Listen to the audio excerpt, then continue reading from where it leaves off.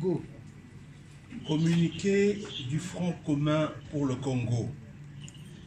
Réunis en session extraordinaire ce jeudi 22 octobre 2020, les chefs de regroupements et partis politiques membres du Front commun pour le Congo ont fait le tour d'horizon de la situation politique du pays au lendemain de la cérémonie irrégulière de prestation de serment des personnalités nommées de manière illégale en qualité de juge à la Cour constitutionnelle.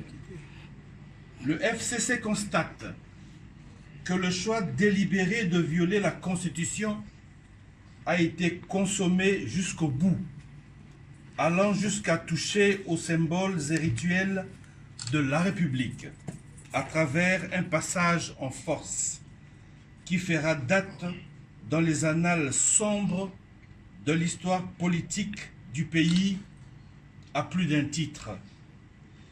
Le FCC tient à féliciter tous ces cadres évoluant au sein des institutions pour avoir refusé de cautionner une violation si flagrante de notre loi fondamentale, démontrant par la même occasion qu'il constitue une majorité réelle, vivante, unie, pétrie des principes républicains et disciplinée.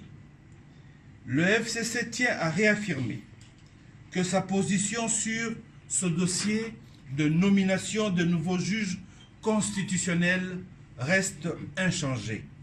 En effet, la nullité des nominations des 10 juges étant de plein droit conformément à la loi organique pertinente, le FCC ne reconnaît pas ces derniers et ne se sentira lié par aucun acte qu'ils poseront.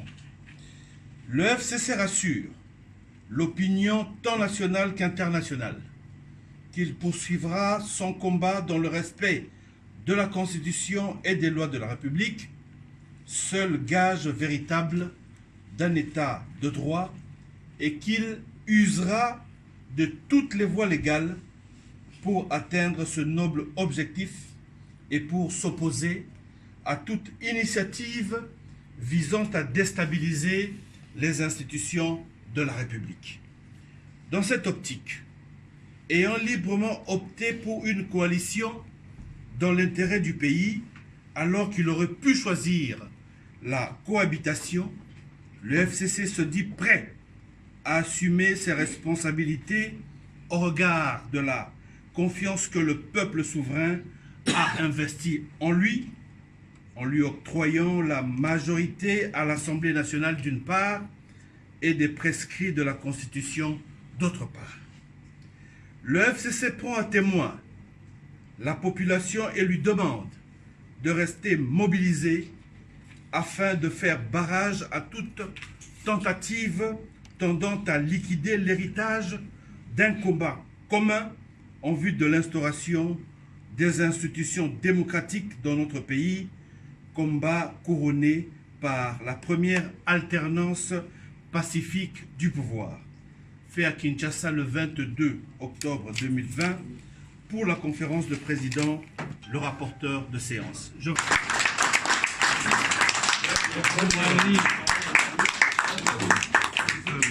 Reprenez les appareils, le micro.